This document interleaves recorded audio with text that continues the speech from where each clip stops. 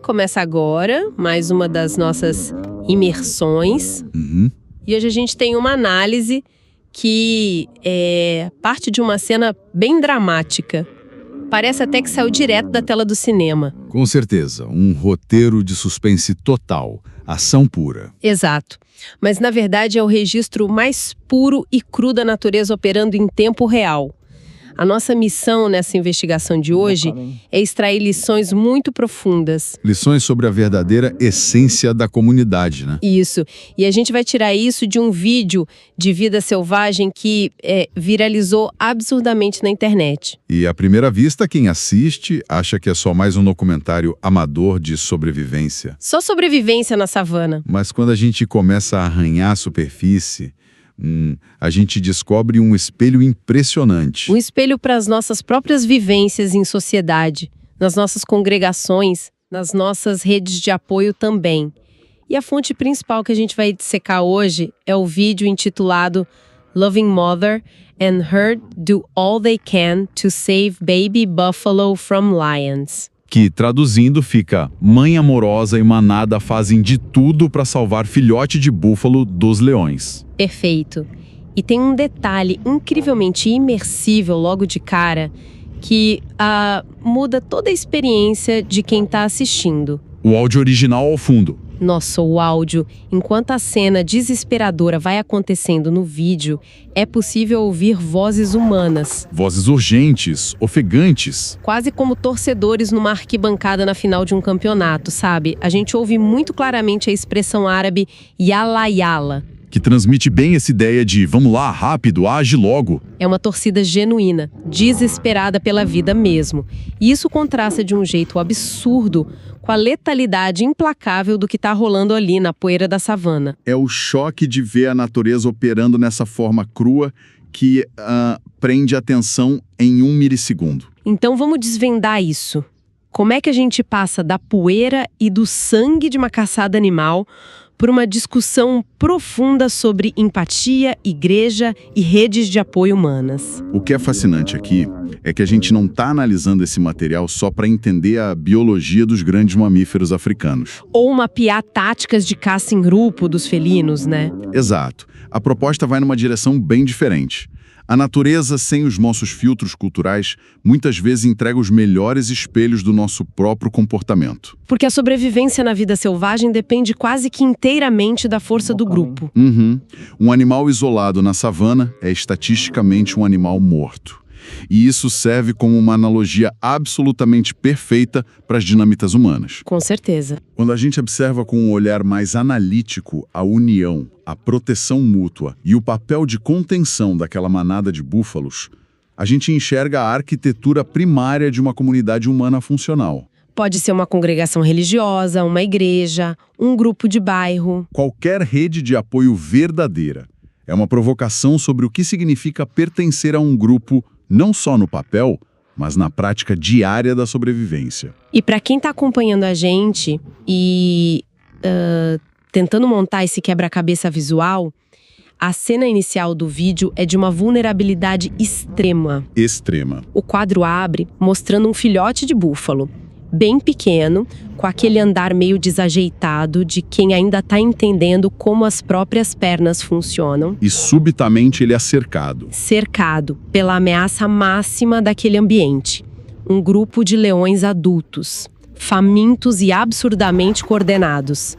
A poeira sobe e o instinto de morte iminente é palpável até pela tela do celular. É tenso demais. Muito. Mas a reação que vem em seguida é o que quebra totalmente a expectativa. A mãe do filhote não foge. Ela dá um giro, movida por um instinto visceral, e se coloca exatamente entre a ameaça letal e a cria. Ela vira de frente para os predadores. De frente, sem hesitar. E vale a pena a gente pausar nessa imagem da mãe por um instante. Biologicamente, esse instinto de proteger a cria é a fundação invisível que garante a continuidade das espécies. Se as gerações anteriores não estivessem dispostas a enfrentar a morte, a linhagem acabaria ali. Acabaria na hora.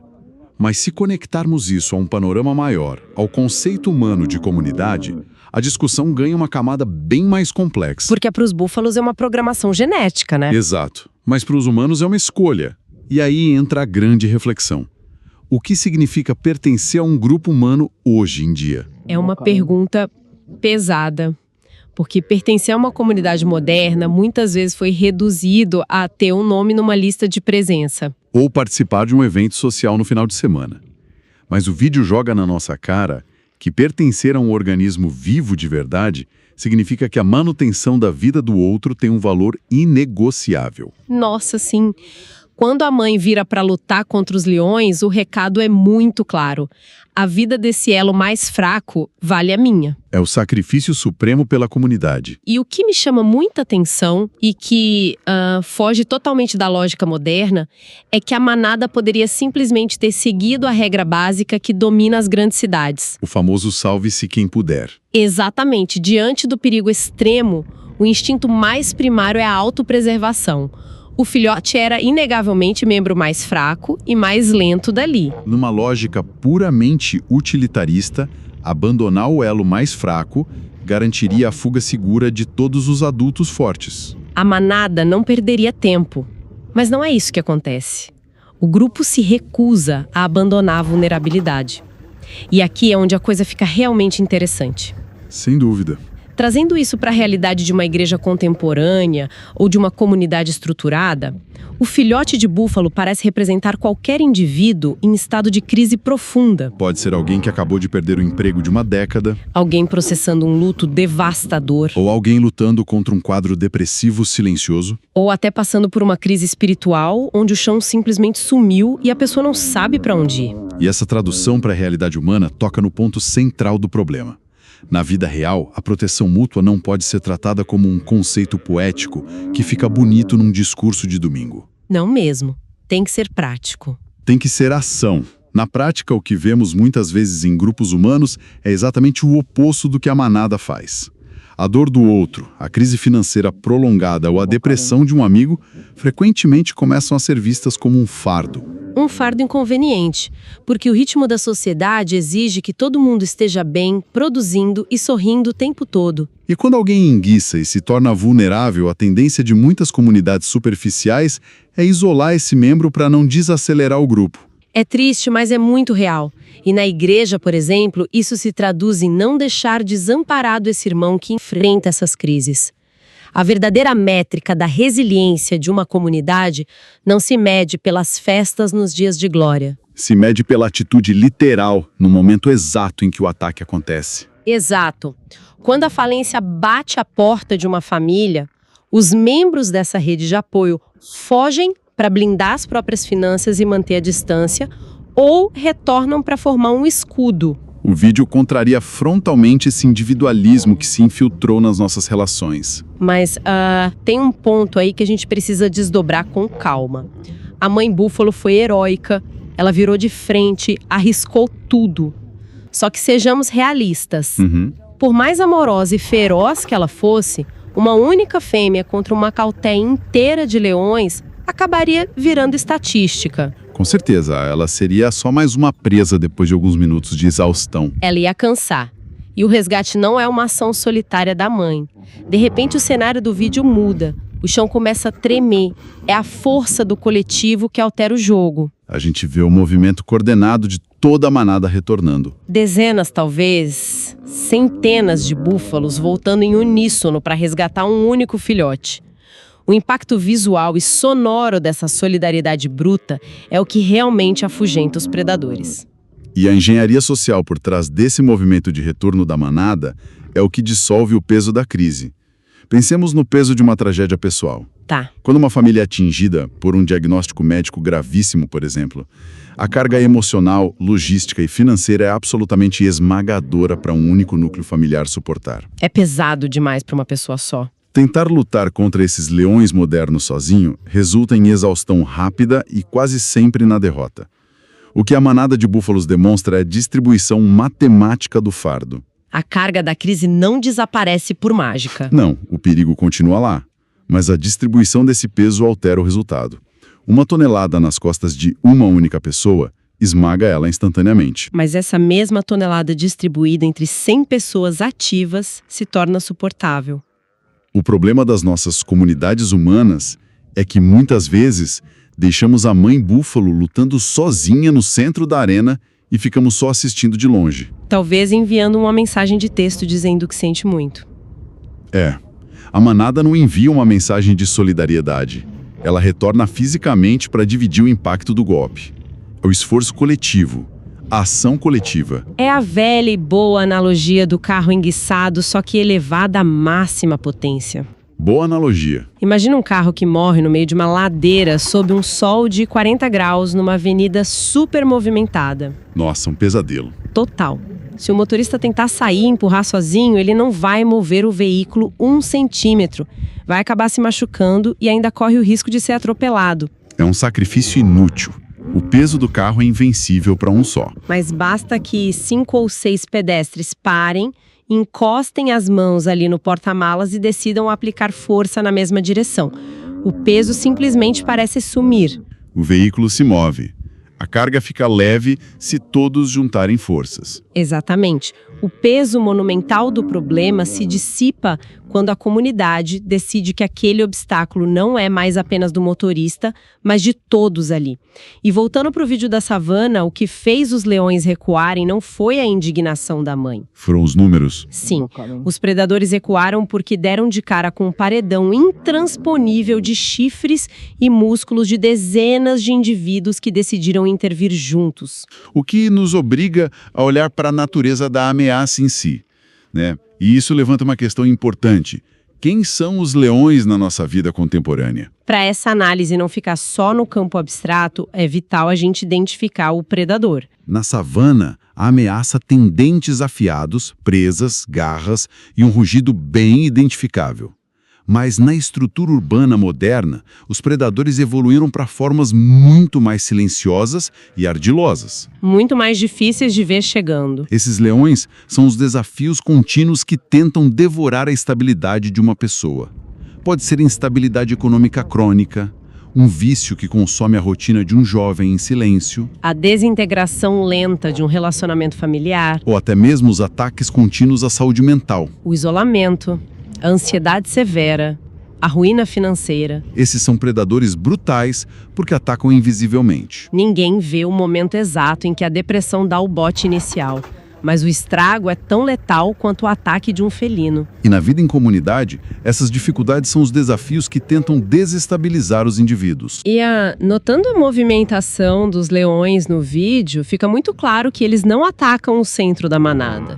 Eles ficam rondando a borda, Esperando a poeira baixar. procurando qualquer pequeno búfalo que se distancie 1 metro a mais. A estratégia do predador é sempre o isolamento. O alvo não é o grupo, é o indivíduo que se desgarrou. Exato. E, em contrapartida, a formação de defesa que a manada cria quando retorna não parece ser apenas um amontoado de animais em pânico. Tem uma geometria ali. Eles formam uma espécie de roda. Um escudo físico mesmo. Eles colocam o filhote e a mãe no centro e formam uma barreira voltada para fora. E na nossa analogia, a unidade da igreja serve exatamente como essa barreira de proteção. É uma tática de contenção, que transmite uma mensagem muito clara de que, para chegar no vulnerável, vão ter que passar por todos nós primeiro. Mas se a gente transferir essa geometria para uma rede de apoio, um círculo de amigos ou uma igreja, como é que se constrói esse muro de contenção invisível na prática de uma terça-feira à tarde? A resposta está em não permitir o isolamento sob hipótese alguma. Na vida moderna, o indivíduo isolado é a presa mais fácil que existe. O predador trabalha ativamente para convencer o indivíduo de que ele está sozinho. Vamos usar o estresse crônico ou a vergonha de uma falência como exemplo? Sim, o predador convence a pessoa de que a dor dela é única e de que pedir ajuda é um sinal de fracasso. A tática de separação é muito sutil nas sociedades humanas. A pessoa endividada para de frequentar os encontros da comunidade por vergonha. A pessoa deprimida para de responder às mensagens. O distanciamento acontece antes do golpe final. Portanto, a comunidade resiliente atua como um antídoto direto contra esse isolamento. E manter a formação fechada significa notar essas ausências, né? Significa ligar, visitar, Oferecer ajuda prática, seja pagar uma conta, fazer uma compra de supermercado, ou simplesmente sentar em silêncio ao lado de alguém em luto. Ao agir dessa forma, a comunidade impede que o desafio da vida execute a sua estratégia de separação. A unidade não é um mero conforto psicológico, é uma ferramenta de sobrevivência tática. É quase como se a comunidade precisasse assumir um papel intencionalmente intrometido, no bom sentido, sabe? Porque se a gente deixar para conveniência, a barreira simplesmente não se forma. Não se forma de jeito nenhum. E existe um detalhe sobre essa barreira da manada. Não há hesitação. A disposição de voltar e lutar pela vida do filhote não pareceu em momento algum uma obrigação chata. Os búfalos não retornaram reclamando do calor, ou bufando porque tiveram que interromper a pastagem. Para salvar um membro desajeitado, tudo fluiu de um movimento muito orgânico, iniciado por aquele primeiro ímpeto de amor feroz da mãe. Isso aponta para uma reflexão bem pesada sobre o estado das nossas próprias relações. A base de uma comunidade inabalável não é a força bruta ou a riqueza dos seus membros. É a qualidade do cuidado. É o afeto transformado em ação protetora. É essa disposição de lutar uns pelos outros movida pelo cuidado. E esse é o grande divisor de águas entre um grupo de conhecidos e uma comunidade real e verdadeiramente acolhedora. Sim. A força da manada, a quantidade de búfalos, os chifres, tudo isso é só a ferramenta. O motor que aciona essa ferramenta é o cuidado genuíno pela continuidade da vida que está ameaçada. Uma comunidade humana verdadeiramente resiliente possui uma característica que se tornou muito rara na nossa época: a capacidade de acolhimento irrestrito e ativo. Um acolhimento que não se limita a abrir a porta de um salão e dizer: entre e sinta-se em casa. Isso é hospitalidade básica. O acolhimento profundo é a disposição de não largar a mão de quem já está lá dentro e começou a afundar. Exato. As nossas congregações, grupos de amigos ou redes de apoio familiar não podem funcionar como meros clubes sociais pacíficos. Onde o maior desafio é decidir o roteiro do próximo feriado. Precisam se estruturar como frentes de resgate. Precisam estar de prontidão para quando o grito de alerta inevitavelmente soar na vida de algum membro. Exatamente como aquelas pessoas no áudio do vídeo gritando "Yala, Yala".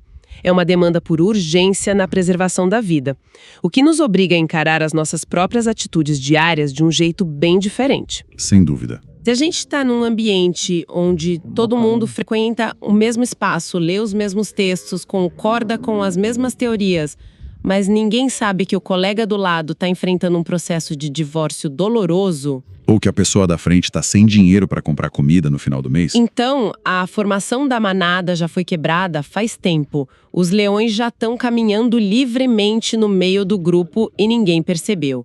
O senso de comunidade falha quando a vulnerabilidade precisa ser escondida para que a pessoa seja aceita. O filhote de búfalo não precisou provar que era forte para ser salvo. Ele foi salvo justamente porque não era.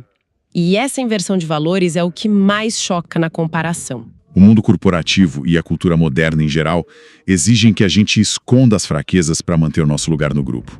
O elo fraco é frequentemente descartado. Mas na lógica da manada e na lógica do que deveria ser uma igreja, comunidade autêntica, a fragilidade não é motivo de exclusão. É o gatilho para a mobilização de todo o resto do corpo. O vulnerável se torna o centro de gravidade daquele grupo. A proteção converge para onde há mais necessidade, não para onde há mais status. E compreender essa dinâmica exige rasgar muitas cartilhas sobre como a gente interage socialmente. Significa estar disposto a sujar as mãos com os problemas dos outros, sabendo que mais cedo ou tarde nós é que seremos o filhote na poeira, precisando que a manada retorne por nós. Uma hora a crise chega para todo mundo. Chega. Então, o que tudo isso significa no final das contas? A jornada da nossa imersão de hoje partiu de um registro caótico no coração de uma savana. Marcado pelo desespero, por dentes expostos e por vozes humanas implorando por uma ação rápida. E a gente chegou a um mapa muito claro sobre a necessidade biológica e existencial de termos com quem contar. Desconstruímos a ideia de que a proteção aos mais vulneráveis é um favor. Vimos que é a garantia de sobrevivência de todo o grupo. Entendemos que a ação coletiva anula o peso esmagador das crises individuais. assim como várias mãos empurrando aquele carro enguiçado que você mencionou. E mais importante, a gente reconhece que a resistência ativa, o formar um muro contra os predadores e ameaças da vida moderna, é o que difere um simples grupo de conhecidos de uma verdadeira rede de apoio espiritual e emocional. Em menos de um minuto, aquele vídeo de vida selvagem escancarou a falência do nosso individualismo, e o que nos leva à nossa crença mais fundamental. De que a teoria precisa virar prática. Exato. O conhecimento e a reflexão que construímos aqui perdem completamente o sentido se não saírem do plano das ideias. Assistir a um vídeo impressionante da natureza no celular, se emocionar com a mãe búfalo e seguir para o próximo post é apenas entretenimento fugaz. Mas a virada de chave acontece quando esse mesmo registro altera a forma como a gente observa as pessoas ao nosso redor. Altera a forma como lemos o silêncio de um familiar. Muda a nossa disposição para enviar uma mensagem de texto, para fazer uma visita não programada ou para oferecer ajuda prática, antes mesmo que a pessoa tenha coragem de pedir. A lição da savana cobra de nós uma vigilância amorosa em relação aos que dividem as batalhas diárias com a gente. E para colocar um ponto final na nossa investigação de hoje, nós deixamos um pensamento final para continuar ecoando na cabeça de quem está ouvindo. Uma provocação necessária. A natureza nos mostrou como é fácil identificar um leão quando ele ruge e corre na sua direção. Mas se os predadores da nossa sociedade moderna atacam de forma absurdamente silenciosa e invisível, escondidos na vergonha do isolamento, nas noites insônias da depressão ou no desespero de uma ruína financeira não revelada. O que seria necessário para que as nossas redes humanas percebessem a aproximação desse perigo muito antes do ataque acontecer? Como podemos treinar os nossos olhos para ver os leões invisíveis na vida daqueles que amamos alino como um escudo preventivo e não apenas como espectadores do desespero? Fica a reflexão para os próximos dias. Até a próxima imersão.